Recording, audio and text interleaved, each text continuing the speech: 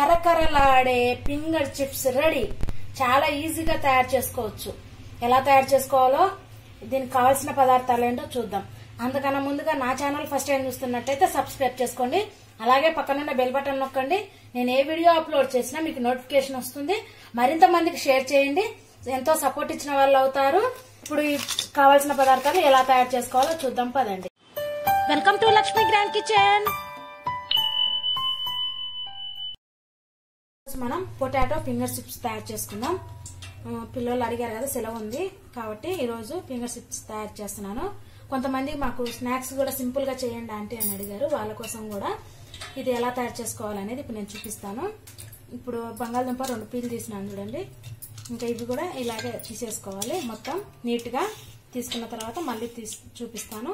మొత్తం రెడీ అయిన తర్వాత ఇప్పుడు ఇలా కట్ చేసినాం కదా, ఇక్కడ ఎక్కువ తగ్గులు అనేది ఇలా తీసేయాలి. ఇలా తీసేయాలి కొద్దిగా.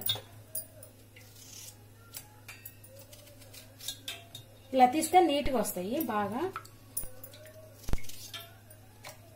ఎక్కువ గుండు ఉండేటి కాకుండా కొంచెం ఇట్లా పొడవుగా ఉండేటి తీసుకుంటే బాగా వస్తాయండి ఫింగర్ చిప్స్.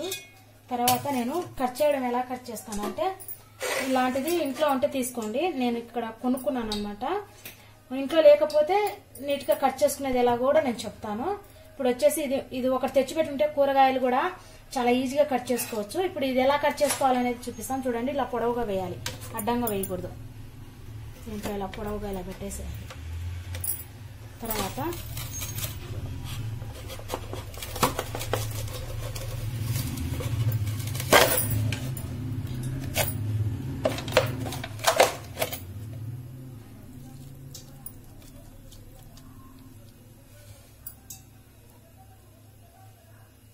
చూడండి,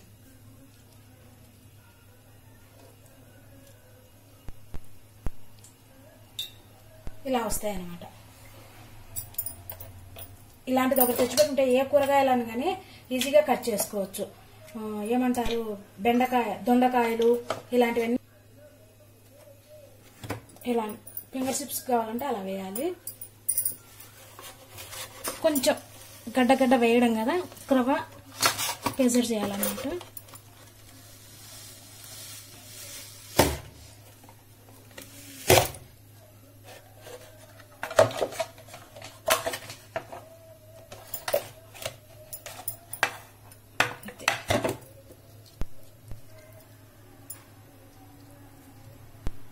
చూడండి,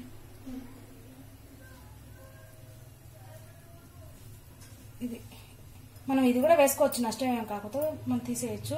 మనకు బాగా నీట్గా ఉండాలి అనుకుంటే చాలా ఈజీగా బాగా వస్తాయి. ఇలా కట్ చేసుకోవాలి. కట్ చేసుకొని నీళ్ళలో వేసి పెట్టేసుకుందాం. ఎందుకంటే కొద్దిగా బ్లాక్ అవుతాయి ఇవి. నేను మళ్ళీ అన్నీ తీసేస్తాను నీట్గా.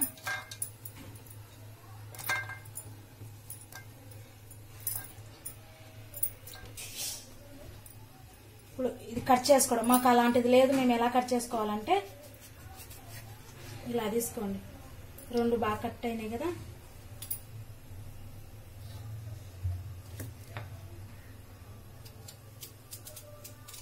ఈ పైన కొద్దిగా ఎత్తు ఉంటుంది కదా, అది తీసేసుకోవాలి.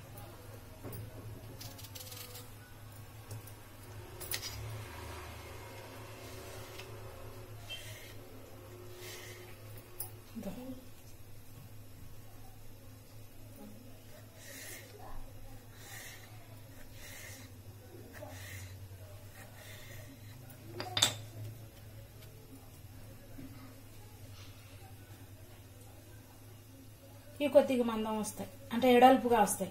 ఇవి నీట్ గా బాగా వస్తాయి. ఒకటే సైజులో అన్ని ఒకటే సైజులో ఉంటాయి. ఇవి కొంచెం అలా ఇలా వస్తాయి. మన మిషన్లు కావుగా చేతులు, అందువల్ల. అంటే దానికి దీనికి ఉన్న తేడా ఏంటంటే ఇది అలా ఉంటది అనమాట. అది మొత్తం అందులో వేసేసి నేను కట్ చేసుకొని మొత్తం అన్ని. ఏంటి ఆంటీ మటన్ కొట్టే కింద అది పెట్టింది అనుకుంటున్నారా? చెక్క. నేను ఇంట్లో కూరగాయలు వాటితోనే కట్ చేసేస్తాను.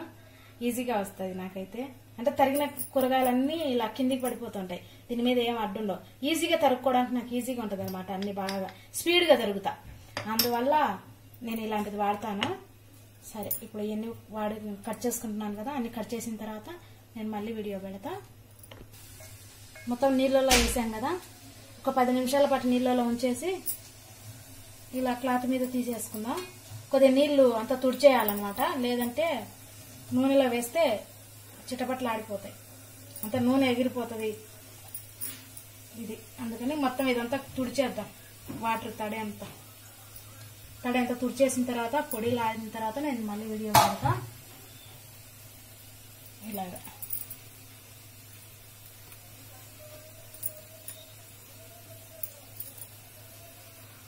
ఇలా మొత్తం అంతా తుడిచేసుకొని ఒక 5 నిమిషాలు ఆరనిచ్చేద్దాం. ఇప్పుడు ఒక 10 నిమిషాల దాకా అన్ని తుడిచేసి ఆరబెట్టేసాం కదా, చెమ్మంతా ఆరిపోయింది నీట్గా. ఇప్పుడు స్టవ్ వెలిగించేసి ఆయిల్ పెట్టినాను స్టవ్ పైన. ఇప్పుడు ఒకటి వేస్ట్ చూద్దాం. వేస్ట్ది అలా తేలుతుంది కదా, హై ఫ్లేమ్ పెట్టేసి కొద్దిగా వేసుకుందాం. కొన్ని అన్ని ఒక్కసారిగా వేయకూడదు, వేగవు. కొద్దిగా తీసుకున్నాను అనమాట, అన్ని ఒకసారి వేయకూడదు.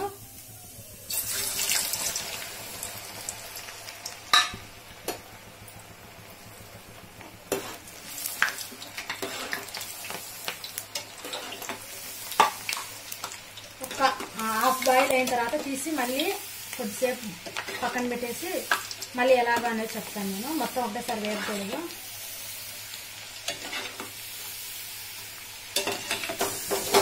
ఇప్పుడు ఇలా కాలింది, చూపిస్తాను ఎలాగ అనేది.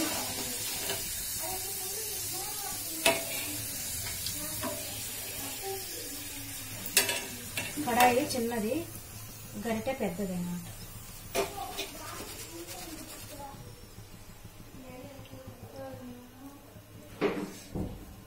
ఇవి 75% కాలినాయి. ఇప్పుడు దీన్ని కొద్దిసేపు పక్కన పెట్టేద్దాం. ఇలాగే అన్ని కాల్చుకొని నేను 3 వాయిలు పడతాయి ఈరోజు. ముందుగా వేయించినట్టు ఉన్నాయి కదా, ఇప్పుడు ఇవి అన్ని దీని మీద వేసేసి ఈ ఆయిల్ అంతా బాగా ఆరనివ్వాలి, అంటే పీల్చనివ్వాలన్నమాట. టిష్యూ పేపర్ ఉంటే వేసుకోండి, మా ఇంట్లో టిష్యూ పేపర్ అయిపోయింది.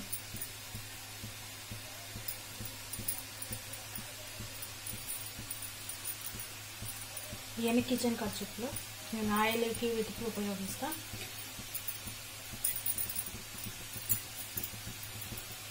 ఇంత ఇలా పీల్చిన తర్వాత నెక్స్ట్ స్టెప్ ఏంటో చెప్తా. చాలా నీట్గా ఉంటాయి, చాలా టేస్టీగా ఉంటాయి. చూడండి ఆయిల్ ఎంత చక్కగా పీల్చేస్తుంది కదా. ఇలా మొత్తం అంతా 75% కాలిన తర్వాత క్లీన్ చేసుకున్నాం కదా ఆయిల్ అంతా బాగా.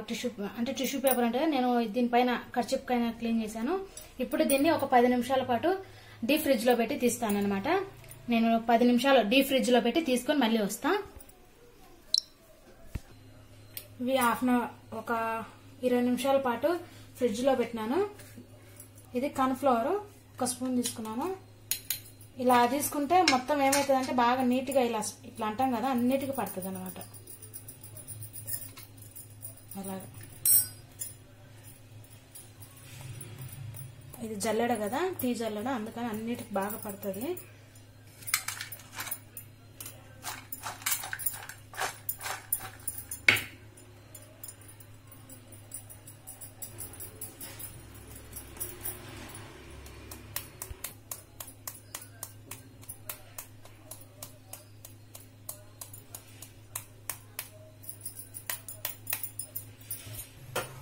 ఇప్పుడు ఇవి కార్న్ఫ్లవర్ జల్లిన ఫింగర్స్ ఉన్నాయి కదా, ఇవి దీంట్లో వేసేద్దాం. సగం వేద్దాం, ఒకటేసారి అన్ని వేయద్దు, వేగవన్నమాట.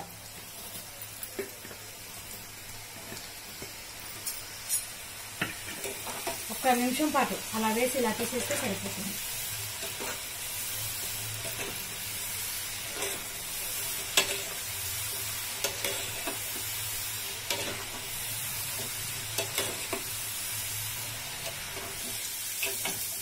చూడండి ఈ కలర్,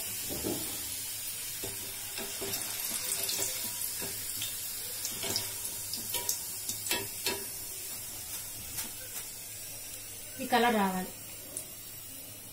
మిగతావి ఉన్నాయి కదా, ఇవి కూడా వేసేసుకోవాలి. నిదానంగా ఆయిల్ దగ్గర ఉన్న వాళ్ళు, కొత్త వాళ్ళు అయితే మరింత జాగ్రత్తగా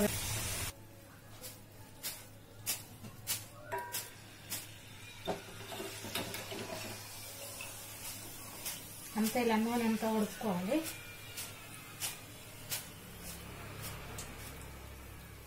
టిష్యూ పేపర్ ఉంటే టిష్యూ పేపర్లో వేసుకోండి. నా దగ్గర టిష్యూ పేపర్ లేదు, క్లాత్లోనే వేస్తున్నాను అనమాట. నేను ఇది ఆయిల్ కోసం ఉపయోగించే క్లాత్, ఇలాంటి వాటి కోసమే ఉపయోగిస్తాను. ఇది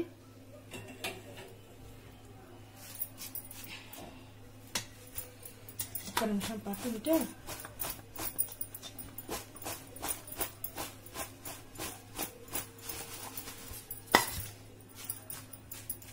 ఇంతలోప మనం దీంట్లో కావాల్సినవి, ఇది ధనియాల పొడి కొద్దిగా, ఒక పావు టీ స్పూన్ ధనియాల పొడి. ఎక్కువ వేసుకోవద్దు, ఎక్కువ వేసుకుంటే ధనియాల పొడి మళ్ళీ బాగోదు. ఒక పావు టీ స్పూన్ కారం,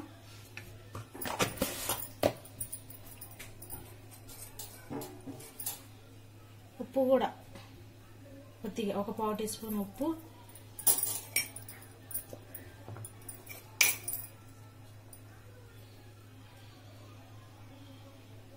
ఇది మిరియాల పొడి, ఒక్క చిటికెడు మిరియాల పొడి. ఇవన్నీ బాగా కలిపేసుకొని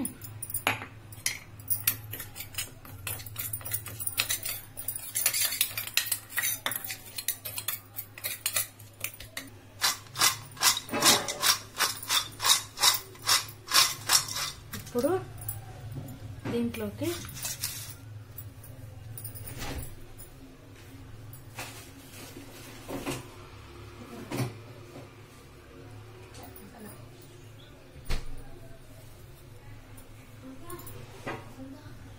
చాట్ మసాలా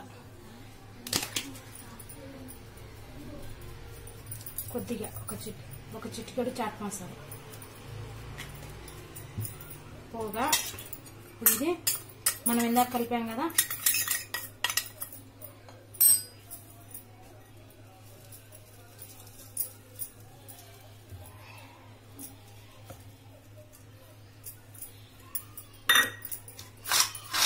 అన్నీ ఇలా కలిపేసుకోవాలి.